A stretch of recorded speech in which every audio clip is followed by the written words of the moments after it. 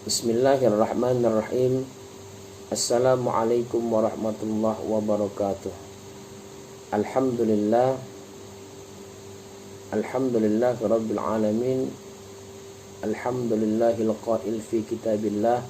Subhanaka la ilma lana illa ma 'allamtana innaka antal alimul hakim. Alhamdulillahilladzi hadana bil ilmi wal amal wa bil ibadati wat taqwa. Asyhadu an la ilaha illallah wa asyhadu anna sayyidina Muhammadan abduhu wa rasuluh la nabiyya ba'da. Allahumma salli ala sayyidina Muhammad wa ala alihi wa ashabihi ajma'in. Para pemirsa ikhwatal iman dimanapun anda berada yang dimuliakan oleh Allah subhanahu wa ta'ala,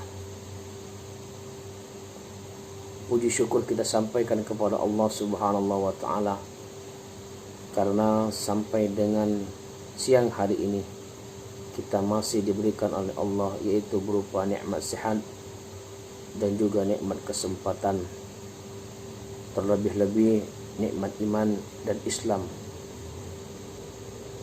yang sampai sekarang ini kita rasakan.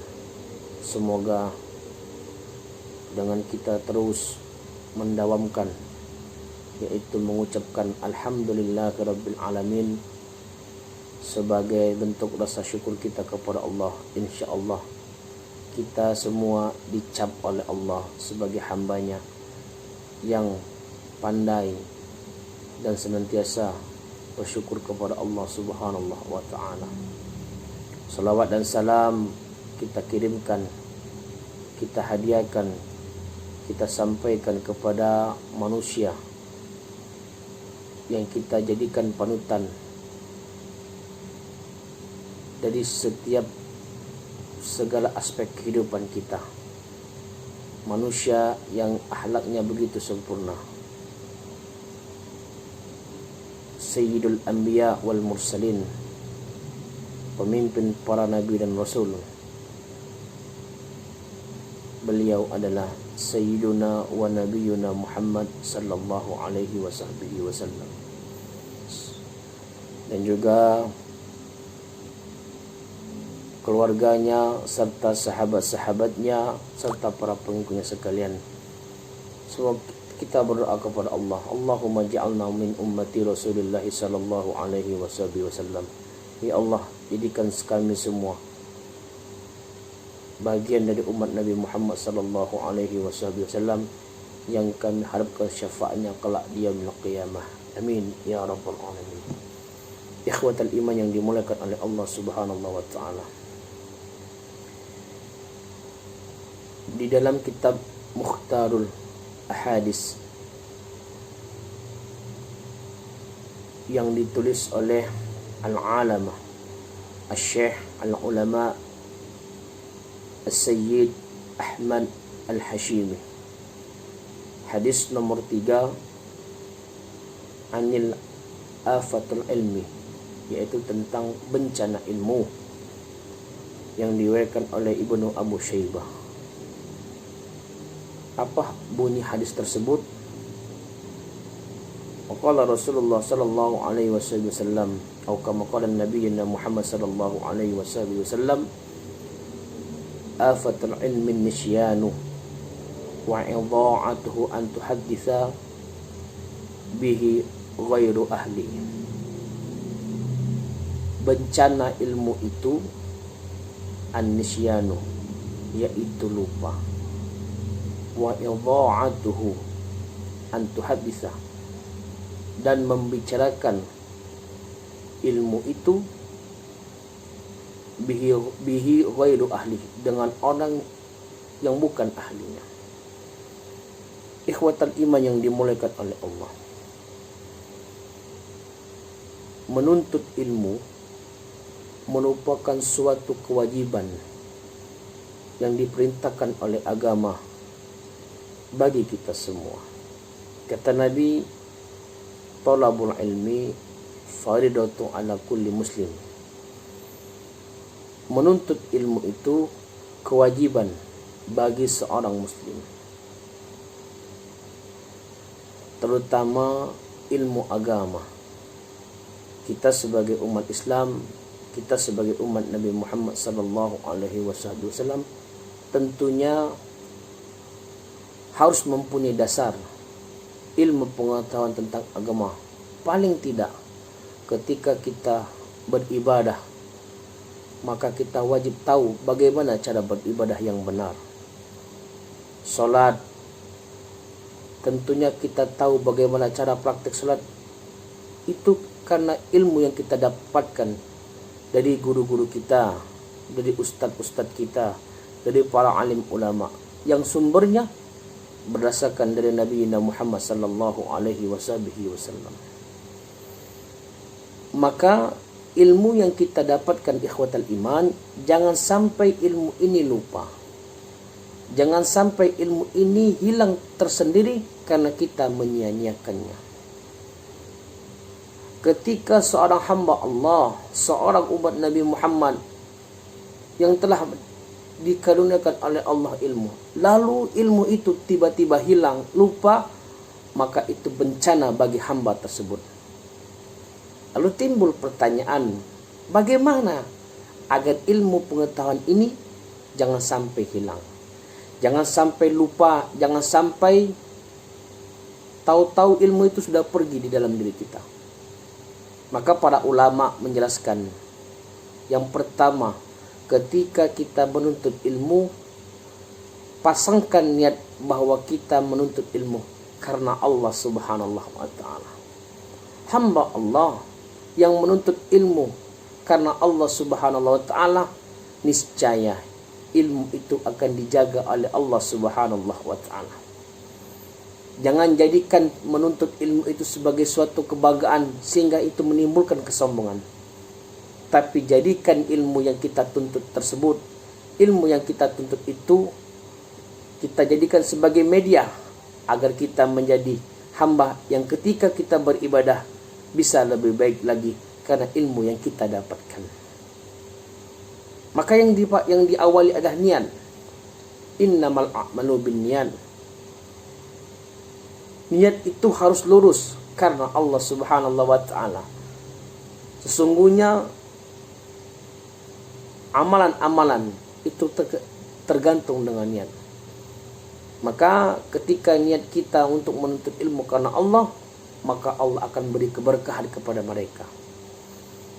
Lalu yang kedua, bagaimana supaya ilmu itu tidak bisa hilang, tidak bisa lupa? Maka diamalkan. Jadikan ilmu yang kita dapatkan itu mesti diamalkan.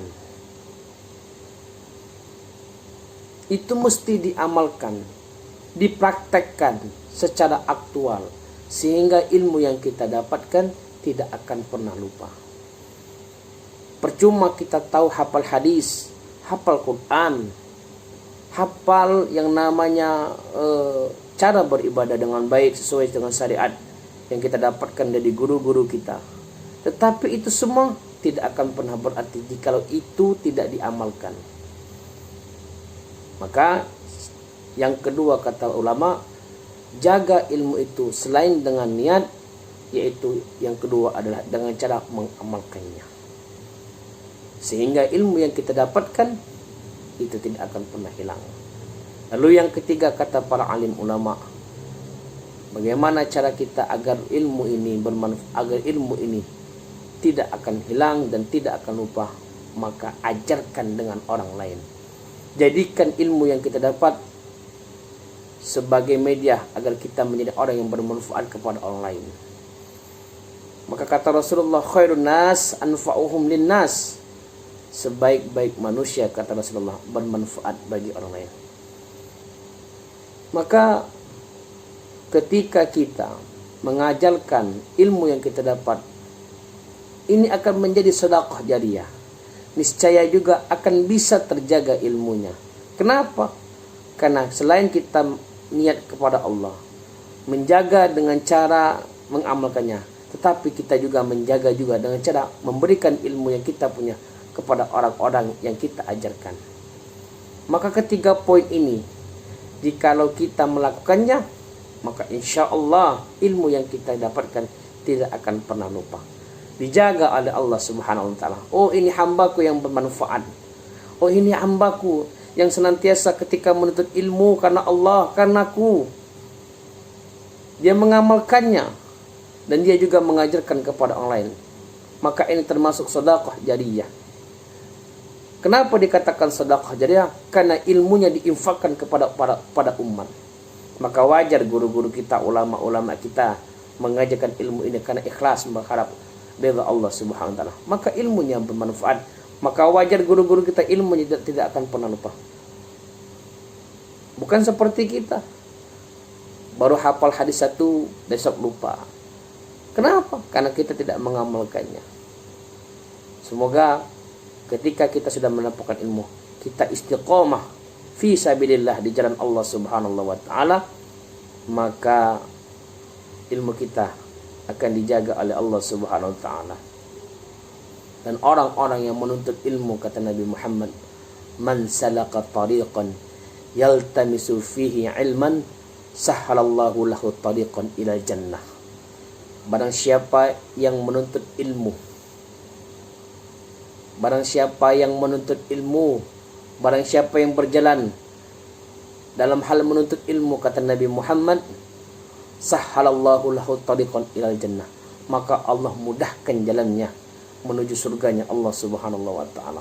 Subhanallah. Lalu yang kedua, wa ida'atuhu an tuhadditsa bihi ghairu ahli. Membicarakan ilmu tersebut kepada bukan yang ahlinya. Ketika kita dapat ilmu, kita tidak tahu apa yang dimaksud dengan yang terkandung dengan ilmu itu, maka bicarakanlah dengan para alim ulama, para orang-orang yang mengetahui ilmu yang kita jadikan tempat untuk bertanya. Lalu kenapa mesti para alim ulama? Nabi sudah berpesan 1400 tahun yang lalu. Al ulama warasatul anbiya. Ulama itu pewaris para nabi. Ketika nabi kita tidak ada, maka tempat sandaran kita untuk bertanya adalah para alim ulama. Karena ulama warisan nabi. Nabi tidak meninggalkan harta, tapi nabi meninggalkan Al-Quran, Sunnah. Nabi juga meninggalkan yang namanya ulama. Kenapa Nabi mengatakan ulama? Karena kita sebagai umatnya yang tidak tahu, maka tentunya yang tempat kita bertanya adalah para alim ulama. Yang para alim ulama tersebut tentunya ketika mereka menjawab pertanyaan-pertanyaan yang kita inginkan berdasarkan pemahaman mereka, yang landasannya adalah Al-Quran dan sunnah Nabi Muhammad sallallahu alaihi wasallam. Maka jangan sampai ketika kita bertanya kepada orang yang bukan ahlinya, jangan sampai. Kalaulah kita ingin tahu bagaimana cara kita membuat kue, tanyalah kepada orang yang ahli yang membuat kue. Kalaulah kita ingin tahu bagaimana cara kita membuat baju, carilah orang yang paham dalam hal membuat baju. Maka seperti itu juga, kalaulah kita ingin tahu tentang ilmu agama, carilah orang yang pemahaman agama, yaitu ulama yang istiqamah, ulama yang tahu. Al-Imam Al-Ghazali di dalam kitab Ikhtisar Ihya Ulumuddin, Al-Ilmu Sifatul Ulama. Ilmu itu, orang yang berilmu itu sifatnya para alim ulama. Maka kita sebagai manusia, maka kita sebagai umat Nabi Muhammad yang cerdas, tanyalah kepada ulama yang pemahamannya kita anggap mempunyai kompetensi dalam hal menjawab pertanyaan-pertanyaan kita, sehingga ini bisa menguatkan akidah kita, yaitu akidah kita, keyakinan kita kepada Allah Subhanahu wa taala. Mudah-mudahan dengan hadis ini yang kita dapatkan di dalam kitab ini, insya Allah bermanfaat bagi kita semua, dan ini menjadi media penyemangat motivasi kita agar kita menjaga ilmu yang sudah kita dapatkan, dan akan kita terus bertambah dengan cara menghadiri majelis, dengan cara belajar kepada guru-guru kita, dan insya Allah kita semua menjadi hamba-hambanya yang tenang senantiasa menuntut ilmu Allah Subhanahu wa taala. Amin ya rabbal alamin. Al-Fakir minta maaf segala kurangan. Wallahu muwaffiq ila aqwamit thariq. Assalamualaikum warahmatullahi wabarakatuh.